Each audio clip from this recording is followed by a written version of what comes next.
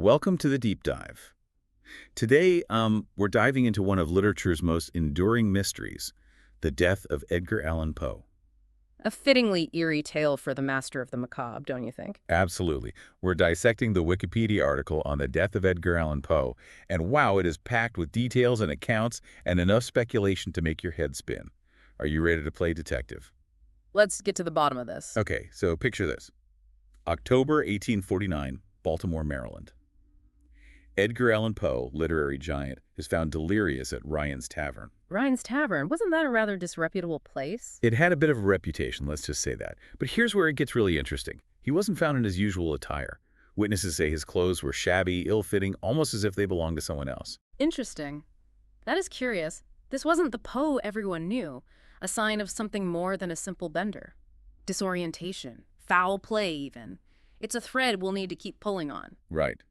And as if that wasn't strange enough, a printer named Joseph W. Walker recognizes Poe and calls for help from one of Poe's acquaintances, Joseph E. Snodgrass. Snodgrass. Now, he was a piece of work, wasn't he? Well, Snodgrass was a prominent member of the temperance movement, which, as you may know, advocated against alcohol consumption. Ah, yes, of course. Very interesting. And wouldn't you know it, his account of finding Poe paints a picture of a man deep in the throes of beastly intoxication. Beastly intoxication. Oh. Strong words. Strong words indeed.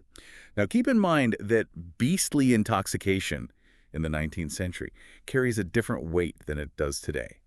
We're talking about a level of public inebriation that was considered not only morally reprehensible, but often a symptom of deeper societal ills. So we're looking at a potential bias right from the get-go. Possibly, it does make you wonder. Snodgrass, with his temperance leanings, he might have had reason to exaggerate Poe's state, wouldn't you say? It's certainly possible.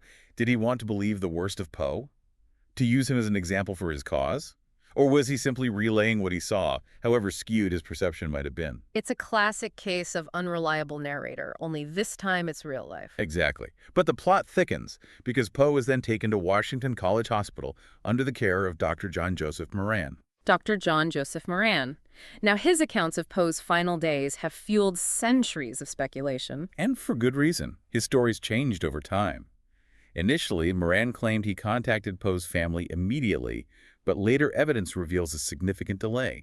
This inconsistency, along with other discrepancies in his accounts, makes him an unreliable source at best. It's like trying to solve a puzzle where the pieces keep shifting shape right before your eyes. A very apt comparison. And just when you think it can't get any weirder, Poe starts calling out a name while in the hospital. Reynolds! Who is this mysterious Reynolds? A lost love, a sworn enemy, a figment of his troubled mind.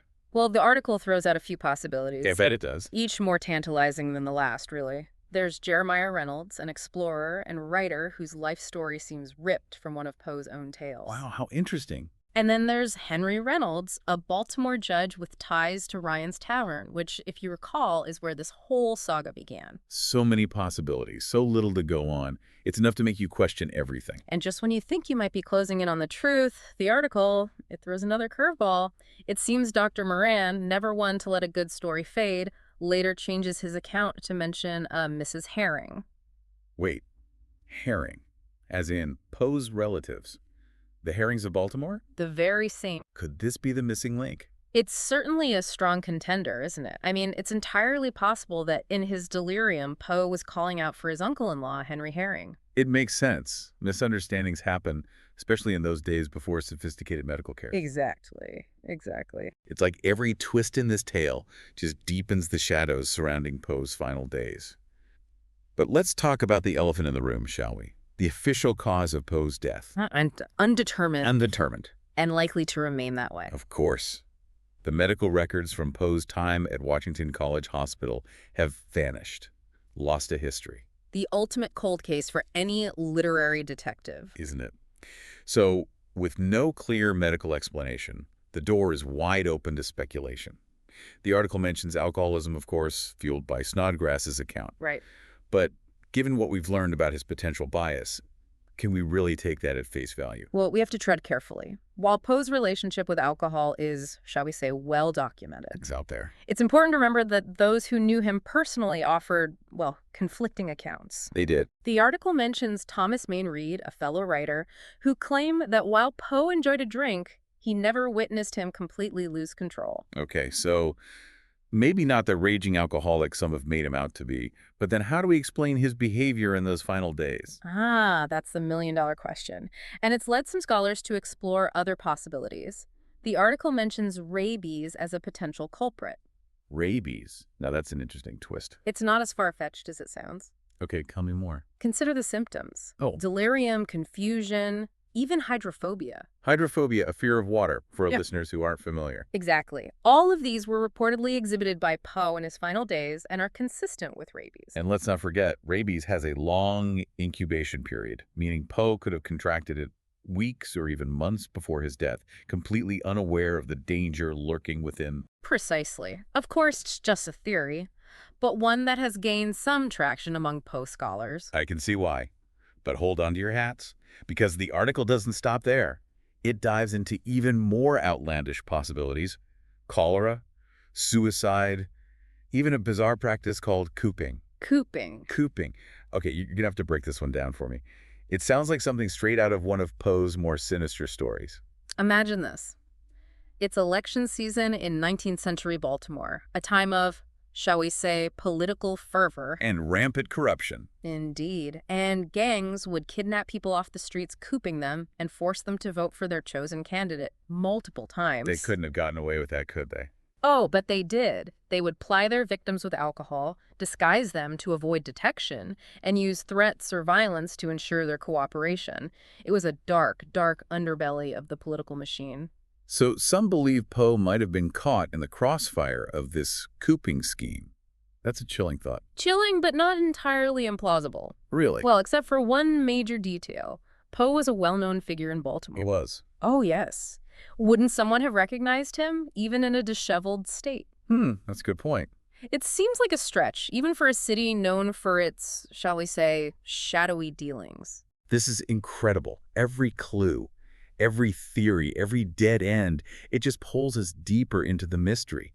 It's almost as if Poe himself is orchestrating this from beyond the grave, leaving us with more questions than answers.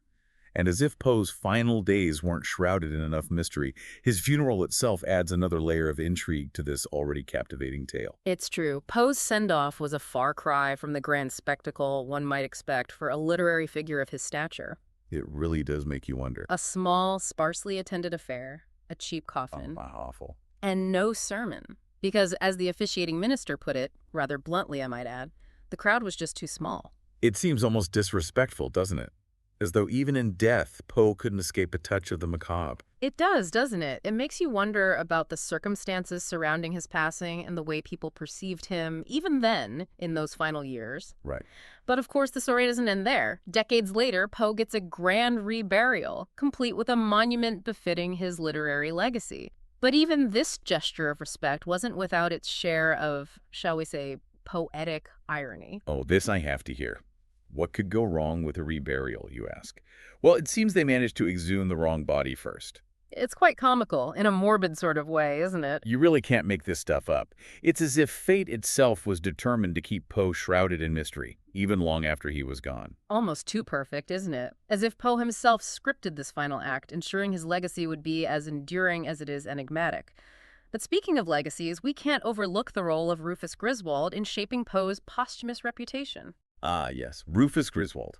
Poe's literary rival and, rather unfortunately, his literary executor. The Griswold factor is crucial, I think, to understanding how this image of Poe as this depraved, drug-addled madman, this image took root in the public imagination. Through his obituary and then later a full-blown biography, Griswold painted a scathing portrait of Poe, using his death as this kind of cautionary tale. Wow. It's almost Shakespearean, wouldn't you say? The villain, consumed by envy, seizing the opportunity to destroy his rival, even in death. Indeed. And the tragedy is that Griswold's portrayal, despite attempts to set the record straight, it continues to influence perceptions of Poe to this day. It's true. It's a reminder that the stories we tell, even about the dead, well, they have the power to shape history. They really do. So here we are at the end of our deep dive, surrounded by these unanswered questions, these tantalizing clues, a profound sense of mystery. What stands out to you about Poe's death?